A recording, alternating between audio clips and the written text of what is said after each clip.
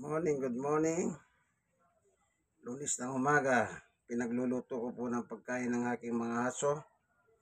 Wala po kasing atay balon-balunan. Bumili na lang ako ng pitso para meron silang pagkain, Bagamat meron silang pedigree, okay. Kailangan din nila yung manok. Ito yung pedigree. Mix ito pang adult, pag mini. Ayan. Ngayon, niluluto ko yung pitso. Dito tayo sa kusina. Ito yung natira kahapon. 2 atay ng manok. Ito ngayon, yung pitso. Ayan. Bumili ako ng 100 piso ito. Naubusan na ako ng atay. Tsaka balon-balunan. Kinakain naman nila ito Ayan. Pakakain ko sa kanila ngayon yan. Tapos at saka itong 2 atay natitira kahapon. Yan.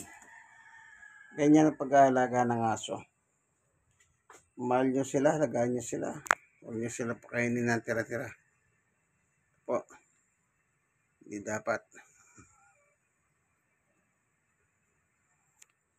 Dapat laging sariwa ang kanilang pagkain. Nagbibigay naman sila ng kahaliwan si Summer at Winter. Ayan, si Summer po yan. Ay, si Winter. 1 taon na 3 buwan. Yan naman si Summer. 4 na taon na po yan. 4 years old. Babae yan. Si Winter lalaki. Diba Summer?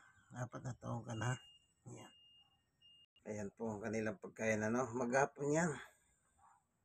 Maghapon. Para huwag silang magutom. Siyempre, mahal natin ang mga aso.